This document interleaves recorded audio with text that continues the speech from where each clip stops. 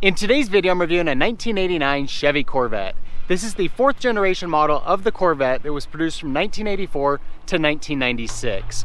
I was born in the late 80s, and so growing up as a kid, this was one of the coolest cars on the road. I'm super excited to test it out in today's video. The Corvette is of course a great looking vehicle, very sporty and upscale, one of a kind.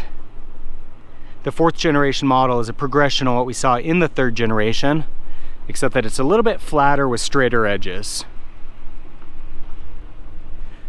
They continued the recessed headlights in that front hood through the fourth and fifth generation models. It's one of the last holdouts on the market.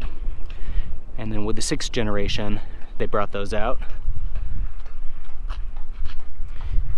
The blinkers and parking lights are down lower here on the front bumper. The Corvette does have a unique logo from other Chevy models. It's got this checkered flag.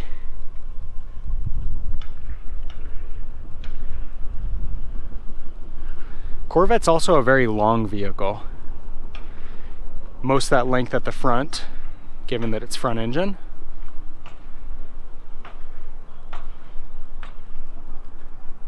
Looking back at vehicles from the 80s, I really think that this Corvette was one of the best looking vehicles out there. I think it had a lot of influence on cars going forward as well. One really cool feature on the Corvette is this glass top. It gives a really cool effect inside the vehicle. There's also a fiberglass top that you can put on it, increases rigidity, and of course protects you from the sun. So that's in the trunk here. You'll notice the third parking light, or brake light rather, up here on the top. That was added in later versions of the fourth generation model to help it comply with new safety standards. Got the large 19-inch wheels.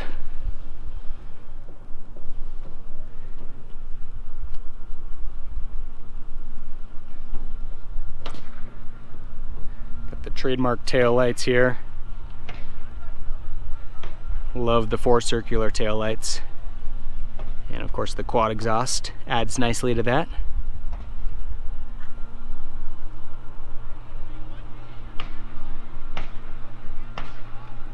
One cool thing on the Corvette is that the gas tank is actually on this rear trunk here, so we can lift this guy up to access that. Kind of unique.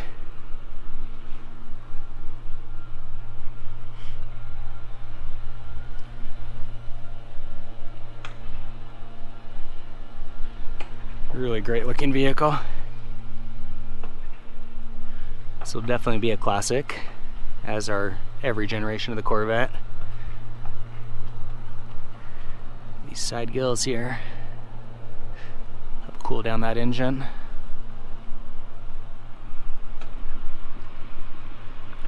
Really unique, one-of-a-kind styling.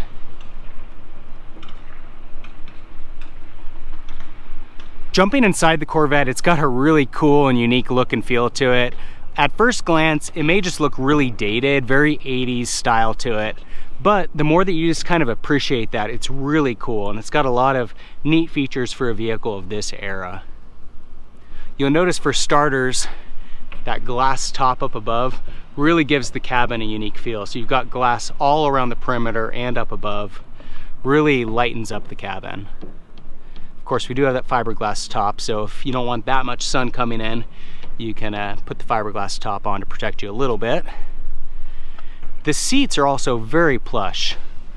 Even modern Corvettes have very comfortable seats, but it's really unique because a lot of sports cars in today's world are very stiff, firm, keep you nice and snug while you're driving.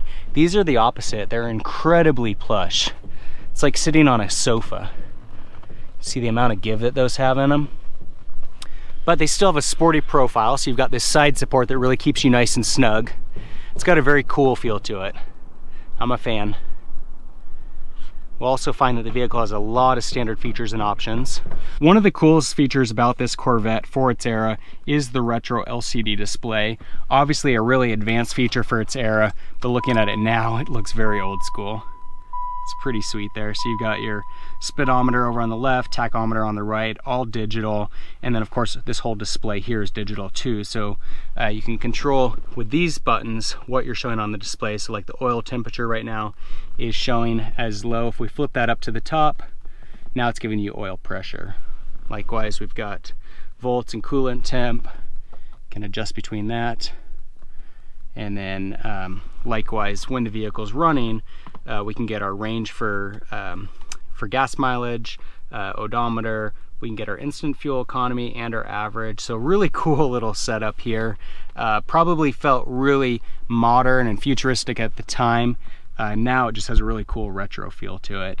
And really throughout the whole cabin, retro is kind of the theme. It was very unique for its era and makes it very unique in today's world as well. It does have an aftermarket stereo, but you can see here with the climate control, we've got air conditioning and heat. You can do the auto setting, which I imagine auto was pretty advanced for this era again, or you can manually control it. We've also got the ability to see the exterior temperature, heated rear window, and then other controls for the climate there. This model has the automatic transmission.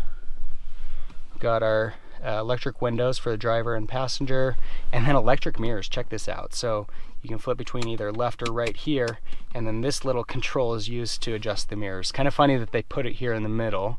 And then these are the power seats. So I can control the driver's side with these 3 buttons, passenger side with these 3 buttons. So very unique in that sense. Center console here, you can lock it, or you can open it with this guy. And then you'll see this yellow button here. Pushing that will open this rear hatch for us. And then coming around over on this side, so we've got door locks, power door locks. We've got a little light here that can come on with push of a button. And then these are windshield wipers. So really unique placement for that.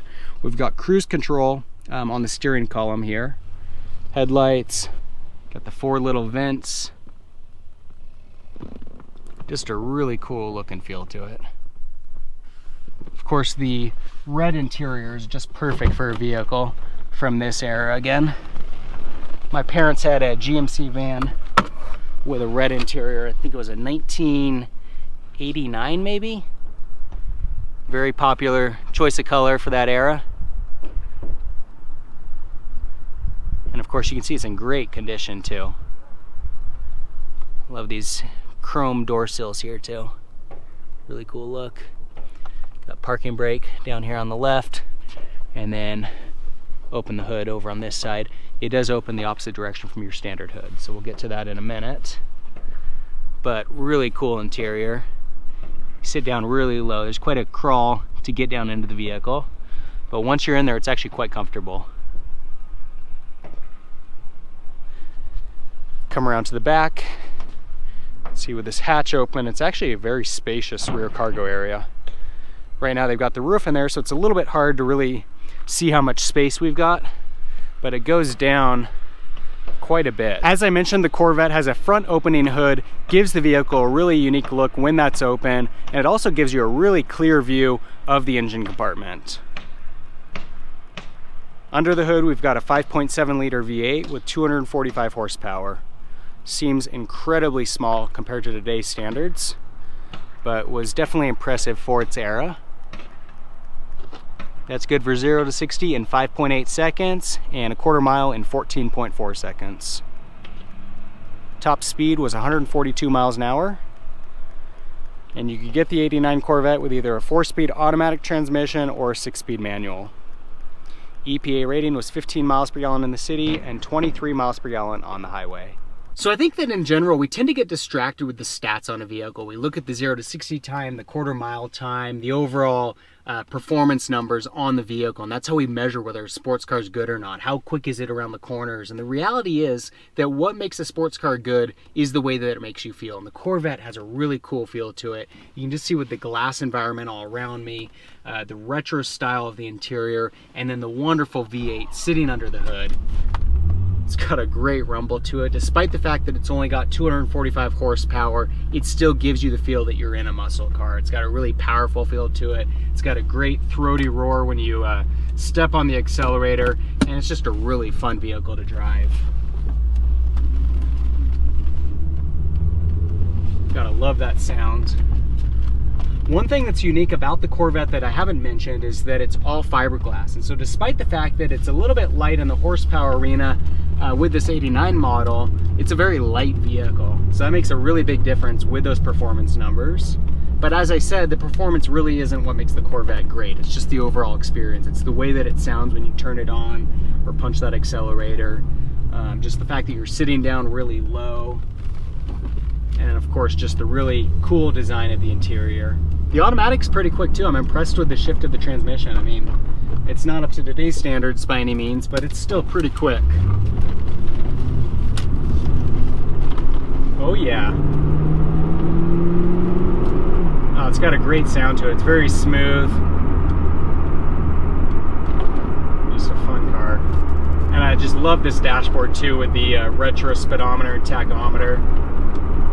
It's weird because it feels like you're in something futuristic, but at the same time, it's obviously not. It's like the complete opposite. It's really cool little combination of that futuristic yet retro look. Now, one of the reasons that people give Corvettes a hard time is that the engine's in the front, and so handling's not as good. Typically, you want to have a mid-engine to really optimize that handling. I think it's kind of sad. Chevy's actually going to be coming out with a mid-engine Corvette. I thought their plan was to keep the front engine and then add a rear engine model as well.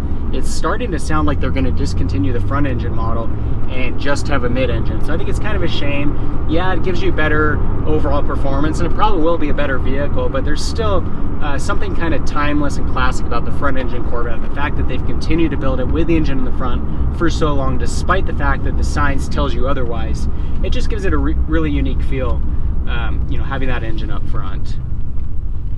I'll go ahead and punch that accelerator again, give you a chance to hear that 5.7 liter V8 in action again.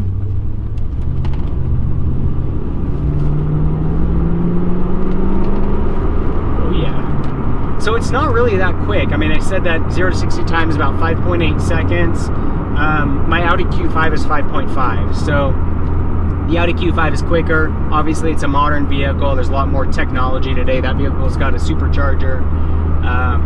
But this has a really nice sound to it, and it's a lot more fun to drive. I'll give it that for sure. Really great vehicle. As I mentioned earlier, those seats are really plush too. They've got a really nice soft feel to them. Makes it a very comfortable vehicle. Likewise, the cabin is very nice. I mean, again, despite the fact that this is a 30-year-old vehicle and a sports car, I don't really have any complaints. It's very comfortable, very ergonomic. The steering's got a pretty nice feel to it as well. My parents have a 2003 Tahoe that's got a lot of play in it. I wouldn't have expected the steering to have such a nice connection with the road here, but it really doesn't have much play in it. And the vehicle is very quiet. It's very smooth. As I said, very comfortable. This is a really great car for somebody that wants something sporty, but they don't want to sacrifice all of the comfort that you get in a normal car. My brother had a Lotus Elise. That was the complete opposite. I mean, it was a go-kart. It had a metal floor pan, very primitive, no real air conditioning or heat or defroster, miserable to drive in cold weather. It was a lot of fun to drive. I mean, it had the bare essentials, but the Corvette is much more comfortable and smooth to drive. I think it's why maybe the Corvette's a very popular option for some of the older demographic. No offense there, because I would love to have a Corvette, but it does make it a really good option for somebody that has those needs. Now, the Corvette is actually a vehicle that I've considered buying for myself, not in the near future, but I would love to have a Corvette at some point. Whether that's a classic Corvette, I'd love to get an old Stingray, or I'd love to get the new Stingray. Even this, I didn't expect to like it as much as I do, but it's got a really cool, unique feel to it. I think it'd be really fun to have just a classic car in the garage that you know, is unique, has a fun feel to it, but doesn't cost a lot of money, and the Corvette is a really good option, especially something like the 4th generation model that's kind of in that sweet spot where it's not quite a classic, but it's not new anymore either. Makes it a really good bargain. This one sitting at $9,000 to me is an absolute bargain. It is in pristine condition. Owner's taking really good care of it. You can see all the manuals throughout the vehicle. Gives the indication that they've done a really good job caring for this vehicle while I've had it. And that's one of the really good things about vehicles like this in general, is that the type of people that buy them are car lovers. They're in general going to take really good care of them, and you can see that's the case with this vehicle. So that's the 1989 Chevy Corvette, a really cool car. Obviously not up to today's standards when you talk about performance and refinement, but it's a classic car, and so you've got to love it for what it is. It's obviously got a really cool look to it, a very unique feel when you're driving the vehicle. Some of the features and technology in this vehicle were very cutting edge for their time and gave it a very modern, futuristic look. Now they've got this really cool old style retro look to them, and just really love the overall feel that you get inside of this vehicle. I love Corvettes from the very beginning to the present. Every generation of the Corvette I think is really cool and unique in its own way. Looking into the future, they're going to be coming out with a mid-engine Corvette, so it's going to be really exciting to see how that changes the car and what that holds for the Corvette, you know, going forward. But I've just got to say that really cool car overall. And Corvettes as a whole, even though they don't perform at the same level in terms of handling capability, they don't have the same refinement on the interiors that you get from other brands on the market, they're still just such cool cars. They're very reasonably priced, they have a lot of power, they give you a very unique, fun driving experience, and just a really great overall car. Looking back to this 4th generation model, the fact that you can get these so inexpensive makes them a really cool classic worth holding on to. I've really enjoyed my time driving this vehicle today, and would definitely recommend this as a possibility for somebody that's looking to get into an inexpensive classic vehicle. If you have any comments or questions on the 89 Corvette, leave them in the section below. For more car reviews, subscribe to my channel. In the meantime, thanks for watching.